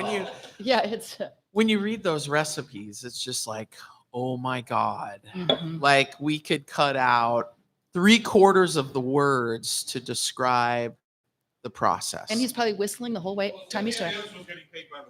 Exactly. Exactly. Bridget, you said he's cheap, but I happen to know from a former employee at Grover's, he only used full butter in his mashed potatoes.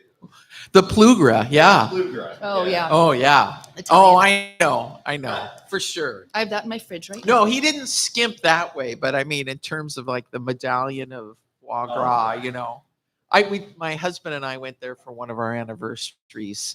And at the time, I'd been sending him tons of students from the Art Institute. The whole kitchen was practically students of mine from the AI. And who was his sous chef? He's down at his sous chef. Bill. Not Bill, but the other guy, Adam. Adam was the chef at the time. And so Adam's like, I got you hooked up.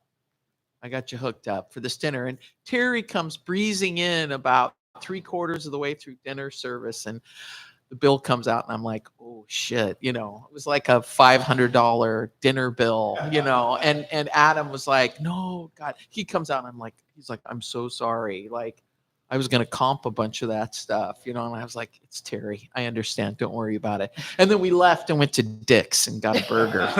Did you see Tom there? Huh? Did you see Tom there? No. I told you my rule on Dick's is that it has to have a long line. It has to have what? A good long line, because that's when I know the deluxe is going to be crispy on the edge and still freshly made, rather than one that's been sitting there for a while and Oh, sogged out. that's a good tip. I like that Jasmine Spady, who's the granddaughter of Dick Spady, is now the CEO. Yeah. I think that's a fun story. I met Dick. Did you? Yeah. He stopped me one time at the Palace Kitchen, introduced himself. Oh, nice. Was he eating one of your burgers? No.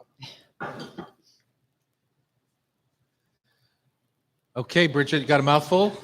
No, I'm done. Okay, then let's wait for a minute.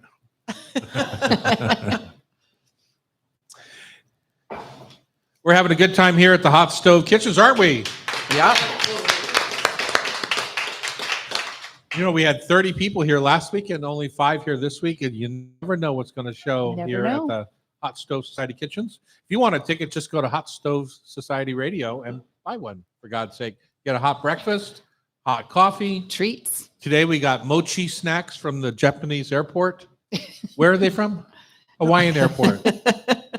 No, well, they're Japanese, but they come from grocery stores. Right. over in You can Hawaii. buy them at Wachimaya down here too, right? I don't know. I haven't Yeah. seen them down there. Also, what else did you have? A fruit cup from Lola, all sorts of Mochi things. donut. Tried some interesting peppercorns from the Spice World Merchants. Spice. All right, Bridget, Okay, talk to me. let's have a cook along. Okay. And let's describe the rules first of a cook along. What are 'Cause- your rules, Tom? Because Well- obviously there's something in that brain. of Well, there yours. are rules to a cook along, which is if I call you or send you a note saying, would you like to come to my house for dinner? You come to my house. And you do a cook along. No, you don't. You don't Oh. have to. I mean, I got you. that's one of the rules. If I call you and just say you want to come for dinner, then I'm going to make you dinner, and I'll pull out wine out of my cellar, and I'll do all of the things of hosting that are typically done at a dinner party, Right. unless I've made it clear beforehand that there's other expectations. We're going to So cook I together. invite you to my house for a cook along, you should be prepared to essentially make dinner and to maybe pick the vegetables and to maybe chop the herbs and to possibly go down to the wine cellar and pick your favorite wine or what you think would go with your particular course. I would love to, Tom. I know. And then also you should be prepared to clear the table and help do the dishes. And it's a cook along. Mhm. And I love these because so often people want to know what they can bring, and I've got a dinner plan. You can't bring anything unless it's a cook along. Then I can assign a dish that fits into my menu plan. Like, let's just say my cook along is Greek inspired. I'm going to be doing the leg of lamb on the rotisserie on my charcoal grill, and I want you to bring the tzatziki, or I want you to bring the Greek salad, or I want you to bring the pita bread. Mhm. And That then, sounds like a potluck, Tom. well, it's not really, because a potluck generally is people that bring the favorite thing that they make, Got it. right? And to me, when I have a cook-along, I have a theme in mind. And especially when I do it out at the farm, it's generally during farm season. And I have vegetables that are growing that I want you to use. You have to go pick them, bring them back. I'll even tell you how to prepare them up. You know, like literally peel, chop this way, roast them in an oven, cut the eggplant, put it on the charcoal grill, and blacken that eggplant until you think it's burnt. Sounds like that's what we do here at Hot Stove. in Yeah, our it's a little bit classes. like what we do here at our little old Italian class or A private paella. event. Huh? Private event. We've done private a cook event. along. Yeah. And- So anyway, so what do you think about a cook along? Do you ever have people to your house where you have an Yes. evening plan of them as the help? Yes. Because I get a little tired of doing all the work. Right. I don't mean that in a bad way. I cook for a living, but I'm just saying, You're getting old. no, people want to know what they can do to help. Right. And a lot of good hosts just say, oh, no, I got this, right? Becky reminds me of somebody who would say, oh, I got this. Well, I've Because been you're to- the consummate host. Yeah, but I'm now doing potlucks. But Are you? the reason I wanted to do this cook along piece is because the last cook along we've done was before the pandemic. And I used to do all kinds of meal prep stuff with friends and cook alongs. And the last cook along was at your house Uh-huh. when we were honoring Grace. You bought all the groceries and you took a big piece of butcher paper and you wrote down the menu, and we just broke into groups, and you kind of said, okay, we're going to do duck here, salad here. Here's kind of what I'm thinking. And then you just let everybody, Yeah. Do and it. then you'd kind of help when These needed. were mostly summer campers, so they had Yes. some So technical they have skill. skills. Yeah. Yes. And that was so fun. And then we did the cook along, and then we'd all sit down and eat. And it was just that. So I want to do that this year, and I haven't done it since. At your Yeah. remodeled house. Yes. And so Oh, nice. I want to Can get people come? more involved. Absolutely. Okay. And you don't have to you don't have to own it all. You can just do your dish, right? Right. Yeah. So But don't you that's- like to have a planned Yes. menu? 'Cause Yes. I do too. I don't I- want a potluck where people just say, oh, I brought lasagna. I brought Yeah. Waldorf salad. You know, to me, that's not. And I love that everybody learns something. So I Oh. specifically went to duck because I didn't know how to do that. And I know Bruce was on it and I wanted to learn. And so some people like to do what they're comfortable with, and Mhm. sometimes you want to learn. So that's what I love about the cook along. And I Mhm. wanted to hear from you guys how you would encourage a home chef to do that. So Home cook. for me, I do it, but I'll have something like gnocchi ready to go. I will have made the pasta dough and it's sitting there on the counter Mhm. in a ball ready to be rolled out. Great idea. And so it's like, okay, and A couple here- of reasons for that, right? It naturally has to rest for a half hour. right. Yeah. But then it's like I've got this big slab of soapstone, and so I can just set up the mixer, and they can roll it out and either cut pappardelle, or I give them the cutter, and they can make fettuccine, and then go ahead and make the sauce. And so that's what I usually do. And then I'll have the salad ready. I'll have appies there, the wines there, and then I've usually got something out on the grill. Or Right. So something's you in don't the really have a oven. cook along. You have more of a hosted dinner party Mhm. generally. Generally, I Yeah, do, Yeah. but and generally I but- do too. yeah, but that's the now I difference. agree with you. It's just like, God, you get by the end of the day, you're so darn tired from standing. You got up in the morning, you did a bunch of prep. It's like, forget it. Yeah. You know, And I you get both it. love to teach. And that's kind of the fun part about doing these cook along ideas is everyone's Well, learning. And it gets people engaged, and they're in this one area of the kitchen, and they can't make too big of a mess. Because that's what I Well, like. the other I'm thing like, is people want to help. They Yes. don't. yeah, They didn't come to your house to watch you cook. Right. Everybody that I know that comes to my house says, "What can I do?" right. And so I think it's good to have a plan for what Right. they can do. And some Right. people are just happen to be the worst cooks in the world, Right. and they are great on dishes. Or they can't do dishes, so I send them down to have them do my laundry in the laundry room. Which is next Not to the true. wine cellar. That's Yeah, perfect. yeah. That is next to the wine cellar. And I do So- have to rat you out, Tom. You don't let people do your dishes. You have a system.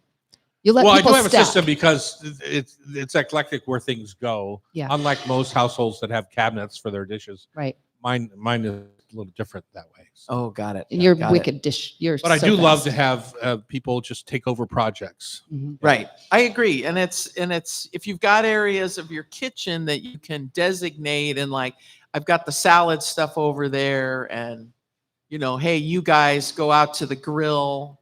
Right. The chickens are letting all- people do the grill is really fascinating to watch. Right. Because so many people don't have a charcoal grill anymore, right? They're used to just flipping on the propane gas. Mhm. And so I think it's fascinating to watch their eyes light up with real flames. Fire. Fire, baby. Exactly. Yeah. And the guys are the first ones out there. Mhm. Boom. They're just out the door. Oh, And got they their all want a drinks. water bottle. It's like, a water bottle for what? Well, what if it flames up? It's like, then move the grate or move the meat to the other side. That's Right. why I keep the fire on one side of the grill, right? And sometimes when I'm cooking or searing steaks, I want a little flame. Right. It's okay, but you can't freak out. You got to be brave. Right. And there's those things that you want to do for your dinner party that's a ton of handwork, like making ravioli or like making dumplings. And it's like, just have your guests do it. Or fava beans. Oh, fava yeah, beans, right. exactly. Yeah, But that's- dumplings or spring rolls are the perfect example of a great thing, like where you could have the fillings made Yep.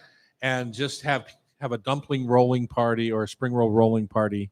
Put out a big basket of lettuce leaves, fresh herbs, shredded daikon and carrots, And everything and can- just can be make- ready. somebody can be making nuoc cham with the lime juice and the serranos, fish sauce and sugar, and you got to really even though you're deep frying the spring rolls, it tastes really healthy. Yeah. It's So that's what I did for delicious. Christmas dinner this year. Right. Oh, did you Was it- really? Yeah, spring roll party. Oh, that's fun. So what other menus? We've heard the pasta making is great. The spring rolls, and we've done grilling. What else would When you? you're planning your garden this year for your new home, your renewed Mhm. home, are you thinking about a dinner party when you're No, planning? but I am now. You should be, That's right? wonderful. You got to think about I what are you used- going to send somebody out to pick? I used to have a big area of shishitos, and I would love to let people Oh, go, and they mhm. just keep growing, and I'd have people go pick those, Uh-huh. and then we just Shishitos or Serum. padrones. Yeah. sear them hot. And the salad greens, Yeah. scissors in the But basket. we're in winter. I want to wait. I'm not waiting till summer to do this. So, So you're what other menu ideas would be good interactive? You said you're going to do duck, Yeah, that's what we did at your house, and I love that. but you said you've never cooked a duck. Oh no, I told you about my duck that I did incorrectly, and Oh. since then I know now how Oh, to that's right. It rotisserie a slipped duck. on your rotisserie. Yes, Yeah. yes. So you know what a fun one is? My friend Susan did it the other day, cassoulet. Oh, that's a great idea because So she made the cassoulet Uh-huh. and it was in the oven and she's like, I'm done. You guys do the rest. So I showed up and I did a tarte tatin. Easy peasy. With what veg? I did Tarte tatin, pear. apple. Oh, I did it apple. with pear. I did a pear Oh. tarte tatin. And easy peasy, and I just said, hey, turn the oven on for me. And I showed up with the dough that I'd made and I had the pears. So I did that then and For her there. to say easy peasy. Showed up with the dough. You turned the it's like Yeah. You didn't- No, it was. And then another friend made the salad. Uh-huh. And then another friend showed up with the cheese board. So we had that with the salad and we Yeah. had that's the idea. That's the ticket. That's Yeah. wonderful. The cassoulet being the centerpiece sort of has to be done because it's got to sit in the oven for an hour oh, or it two. cooks Yeah. for 4 or 5 hours. Yeah. Slow. Yeah.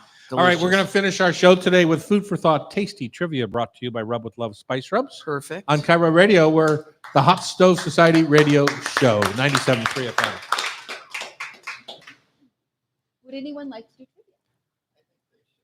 Oh, as a team. Her husband and They? father are watching it. Yes, that'd be wonderful. They? It- yeah, Yeah, it's come awesome. on. Just get close to the mic and when one, just make sure you're talking into the mic. No, you'll be great. Come on. You'll do great. Thank you, Jim, for getting them going. Oh, get it. So you want to talk? Yeah, I might need it a little bit lower because A little I'm lower. petite. There we You can go. stand or sit. What do you prefer? You're gonna know more than Whatever Okay, okay. whoever answers has to answer And you into don't- the microphone. I can do that. I'm a teacher, so I teach You know. every day Yeah. in to the microphone.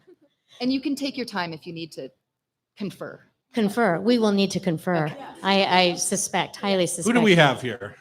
My name is Kim. K-I-M. Yes. My name is Annabelle. And we are a Annabelle. mother-daughter team here from Seattle. Awesome. My husband's probably watching. He got this for me as a little stocking stuffer gift. So Oh, super excited to how be wonderful. here. Yes. Good job. I'm not, I usually am teaching, but today Where do I you am teach? not. I teach up in the Shoreline School District, Oh, Einstein awesome. Middle School. High So- school? Middle school, Middle 8th grade. school. Nice. Yeah. Good for you. Yeah. Patience you know. of a You know. saint. Yeah. I flamed out after 6 months. Oh my gosh. Teenagers are a tough crowd. But Yeah. It's nice to see her hair growing back in. Yeah. Had to dye all the white. Oh, I No, know. just I hear kidding. you. It's how long ago did you finish teaching? I did it. It was like a year and a half. It was kind of just right at the Gotcha. end of COVID, and they were looking for somebody to cover it. And I said, well, let me check it out. Whoa. Yeah, I'm grateful they still have culinary programs at the high school because we no longer do at the middle school. Right. It's been Do you know Diana Dillard? She was at the Shoreline High School doing their culinary I program know for the name. I know there's still Shoreline a or culinary Shorewood? program. Well, there's Shorewood and there's Shorewood. Shorecrest. Oh, okay. There's two high schools. there, What's the so- one on the Bev Anderson was at Shorewood. Yes. Okay, so yes. maybe she was I at think that's where Diane Shorecrest. was. Yeah. Oh, Shorewood. After Bev, I think. Ah. Yeah. And Diana's retired now. Everybody but us are retired. Ah, Us poor that's cooks. the way that feels. I know. That's But it's fun. good that we're still working. Otherwise you'd, be in a home somewhere, Tom. No, I'd be out walking a Golfing. golf course right now, carrying my bag. I That's good workout.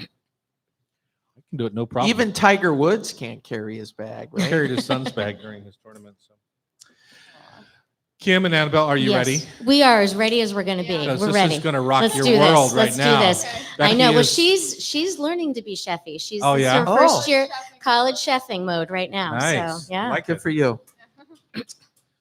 Becky's going to rock your world here today. And whatever you do, when she goes like this, go the opposite. Uh-oh. Oh, no. That's funny. It's funny. You're messing with me because, well, don't trust me anymore. We are back in the Hot Stove Kitchen on Cairo Radio, wrapping up the show today. 2 hours of my favorite day of the week. And it's time for our Food for Thought Tasty Trivia brought to you by Rub with Love Spice Rubs. You know, our spice rubs are in 5,000 different retail locations around the country. They're going to help you ring in the new year. We were talking with Jamie earlier at World Spice. Spice. It made me think, why don't they carry our spice rubs? Because they have their own. They make their own too. Pick up some at your local butcher shop like B&E Meats with locations in Des Moines, Burien, Newcastle, and Queen Anne, or Tacoma Boys with shops in Tacoma, Puyallup, Lakewood, Double D Meats in Montlake Terrace, or Don and Joe's in our very own Pike Place Market. Of course, there's many others around our town that you can It's do good that. stuff. My husband's hooked on the veggie rub now. Is he? Hooked. Wow. He puts it on everything. Okay, Becky, let's play. All right, we've got three contestants. Actually, we have a team of contestants. We've got Kim and Annabelle. They're Annabelle's dad, Mark, and husband to Kim got this tickets to the hot stove as a Christmas present. So welcome. You found Super- it in your stocking. Absolutely. Super excited to be here. Thank Oh, you. nice. Awesome. We're going to ask each of you 5 questions, and the one who gets the most right is the winner and wins a 3-pack of Spice Rub. Or if it's Tom or Bridget, they'll pick someone from the audience. All right. We ready to go, Bridget? We're going to start. I'm with ready. you. Oh, am I starting? Yes. Okay. You can show them how it's done. Okay. All right. What is another name for the Queensland nut or bush nut? You may have, well, What did you? Queensland nut or bush nut. Macadamia nut? You got it. Yes, this is all themed for your trip here. Oh, beautiful. Not the rest though. Okay. Can you please Just the one. tell us what menudo is? I can. Menudo is so delicious. It is a Mexican braised goat dish. No, sorry, stomach. Tripe. Yes, and And it's from it's- cow. It's yes. Oh, it's the cow. a Yeah, I cow. was going to say it was cow or Well, veal. how many chances are you going to give her over here? So, what do you think, guys? Nah.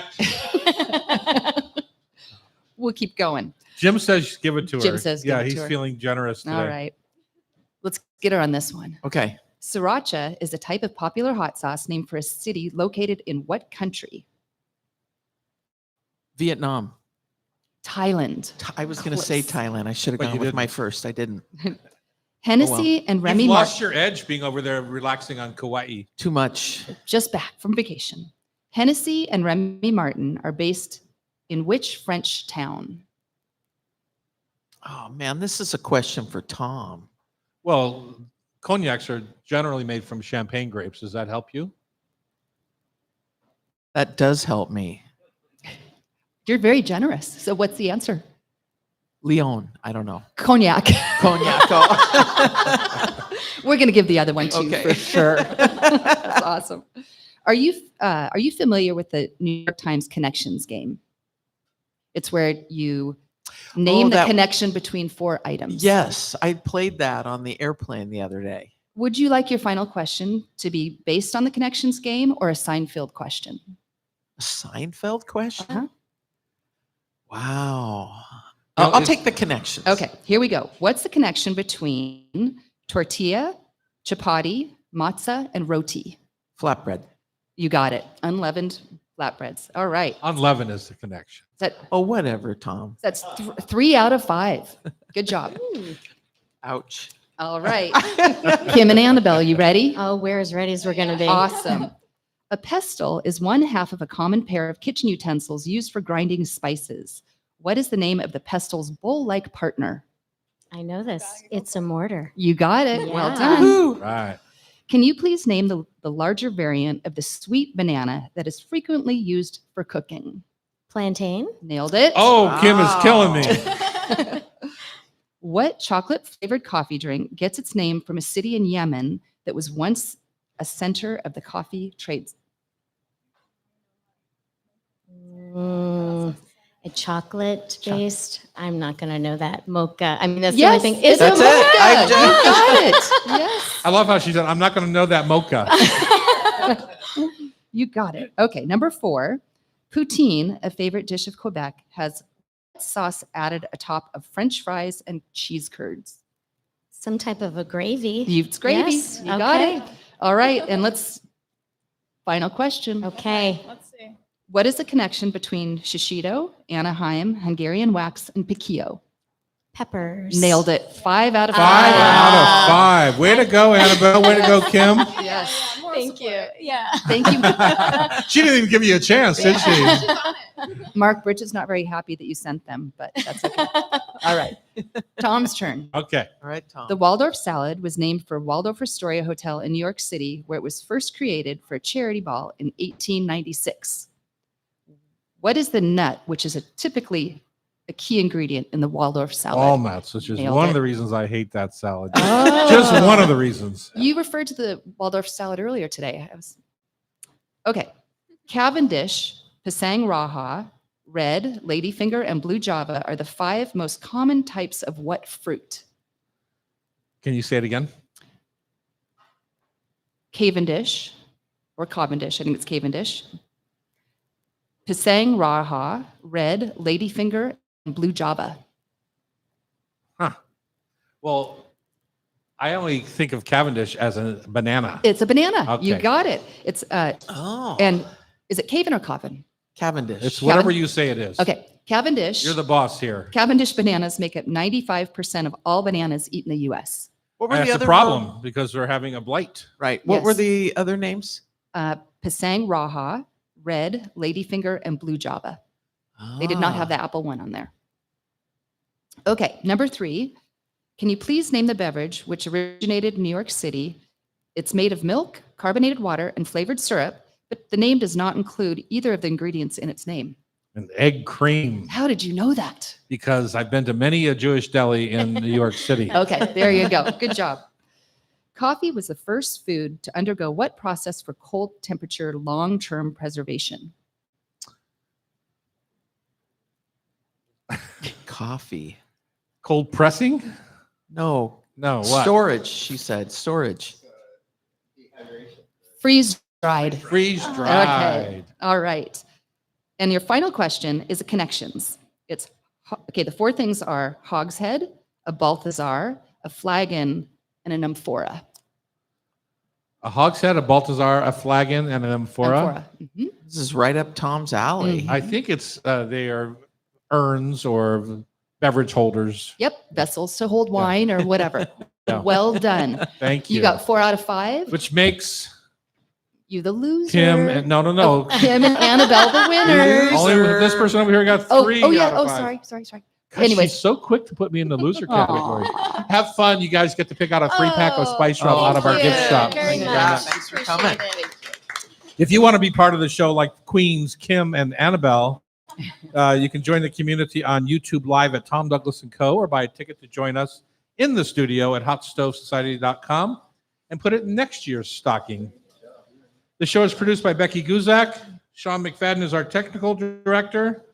And our talented editor at Cairo is Sean Don't Call Me Del Torre. Remember, if you miss any episode of our Hot Stove Society show on Cairo, you can listen via podcast. Just subscribe with your favorite podcast app. Spotify. You're supposed to say. Thanks for listening. Do you ever read the show sheet? No, I Okay. should. I should. Where is it? Sean, can you fix that, please? We're not sponsored by Spotify. We're not sponsored by Spotify. Oh, if that's anything, true. say My Northwest. Oh, Yeah. there you go. Okay, do it again. That's our radio station. I don't know if you know we're on Cairo or not. It says it right on your microphone there. Just say thanks. I'm for a little listening. rusty. Thanks for listening. There we go. Sean, can you cut that in? Thank you. Here's our promo. Quiet on the set, please. Hi, I'm Chef Tom Douglas. And I'm Bridget Charters. Let's try and just kind of tighten that Okay, up a sorry, I little was getting a cue from Jim over there. bit. Jim, you want to come Just- be the cook? Read the show sheet. Yeah, just read your sheet here. Oh my God. Poor Terry. I'm sure he was rusty when he first started No. doing it. Oh. Hi, I'm Chef Tom Douglas. And I'm Bridget Charters. Today on the Hot Stove Society radio show, we explore global flavors with Jamie. So we just got to get those names Okay, got it. from the Yep, from the folks at World Spice.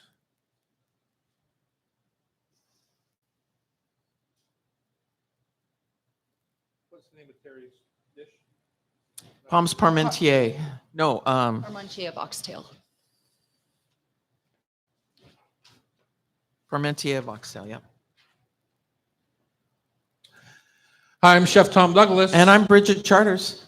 Today on the Hot Stove Society radio show, we explore global flavors with the folks from World Spice. We delve into healthy cooking techniques to start off our new year. We walk through one of Terry's delicious recipes called Parmentier of oxtail. And we play Rub with Love, food for thought, tasty trivia to wrap up the show. Good. Okay. I won't put names in the future. Yeah, let's not put their names in there Yeah. because it doesn't make sense to the listener. Yep.